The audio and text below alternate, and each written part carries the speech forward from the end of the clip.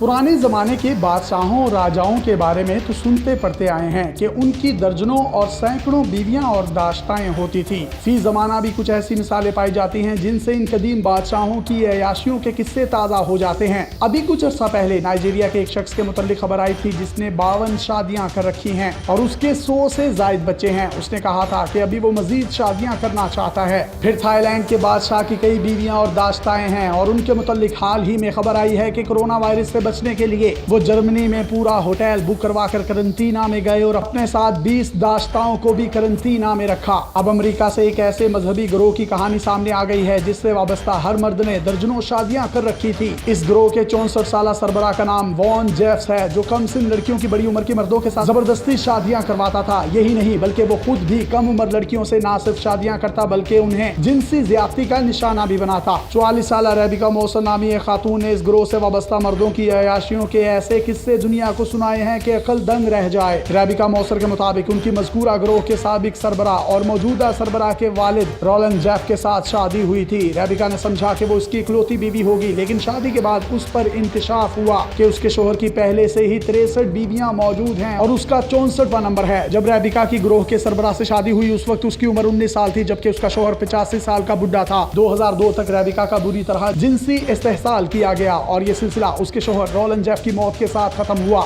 अपने शोहर के इंतकाल के बाद उसकी दोबारा शादी करवाई जानी थी, लेकिन वो शादी से पहले ही भाग खड़ी हुई। रोलन जेफ के इंतकाल के बाद इस गिरोह का सरबराह वॉन जेफ बना, जो रोलन का बेटा है। उसने भी अपने बाप की रिवायात को बरकरार रखा। हजारों खवातीन वॉन जेफ के हल्का अकीदत में शामिल थीं। वो खुद भी इन खवातीन में से जिसके साथ चाहता जिनसी ताल्लुक कायम कर लेता और जिसे चाहता उसकी शादी गिरोह के किसी मर्द के साथ करवा देता। वॉन जेफ अपने गिरोह में किसी बादशाह की हैसियत रखता था। उसका हल्का असर 3 रियासतों एरिज़ोना, ओटा और टेक्सास पर मोहित था। 2006 में FBI ने उसे कम उम्र लड़कियों से शादियां करने वाले 10 मतलूब तरीन मुल्जिमान की फहरिस्त में शामिल किया। उसके खिलाफ कई मुकदमात थे और जब उसे FBI ने गिरफ्तार किया उसके 90% से ज्यादा पैरोकार भी मफरूर हो गए, जिनकी वॉन जेफ्स ने दर्जनों शादियां करवा रखी थी। रेबिका मौसर ने वॉन जेफ्स की गिरफ्तारी में अहम किरदार अदा किया। उसने पहली बार 2007 में वॉन के खिलाफ गवाही दी। मजमूई तौर पर रेबिका ने उसके खिलाफ 20 बार गवाही दी। एक बार तो वो गवाही के लिए सुर्ख रंग का लिबास पहन कर आई। ये वो रंग था जो गिरोह के लोगों के लिए ममनू करार दिया जा चुका था। तहकीकात में मालूम हुआ कि वॉन जेफ्स ना सिर्फ खुद कम उम्र लड़कियों के साथ शादियां करता था बल्कि दीगर मर्दों की भी चर्च में कम उम्र लड़कियों से शादियां करवाता था। इस पर दर्जनों लड़कियों को जिनसी ज्यादती का निशाना बनाने के इल्जामात के तहत मुकदमा चलाया गया और अदालत ने उसे उम्र कैद की